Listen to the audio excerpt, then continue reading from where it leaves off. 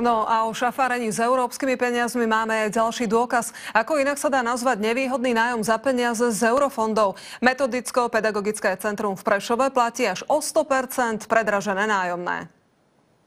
Prešovské metodicko-pedagogické centrum sídli v tejto veľkej budove, no ďalších 35 zamestnancov z rómskeho projektu by sa vraj už do nej nemošlo. Prenajali si preto priestory v budove na Levodskej ulici. Administratívni pracovníci odtiaľto riadia celonárodný projekt zameraný na vzdelávanie najmä rómskych žiakov. Z našho projektu je hradených 3000 pedagogických zamestnancov, ktorí na školách realizujú záujmovú činnosť so žiakmi. Z Bruselu im na to poslali 27 miliónov eur, možno aj preto si dovolia platiť predražené nájomné, mesačne viac než 6700 eur. Bežne sa pohybujú nájmy od 5 do 9 eur za meter štvorcový na mesiac. No metodicko-pedagogické centrum platí za meter štvorcový mesačne až 15 eur. Zmluvu uzavrelo bývalé vedenie na 40 mesiacov. Nová riaditeľka centra sa rozhodla na podnet ministra školstva všetky nevýhodné zmluvy zrušiť. Táto zmluva bola vyhodnotená ako neefektívna a finančne neúmerná. Majiteľovi priestorov už poslali výpoveď z nájmu. Ministerstvo chce projektových manažérov aj tak presťahovať bližšie k učiteľom. Je to možné, že to bude práve vo školských priestoroch. Z Prešova Martin Jedinák, televízia Markíza.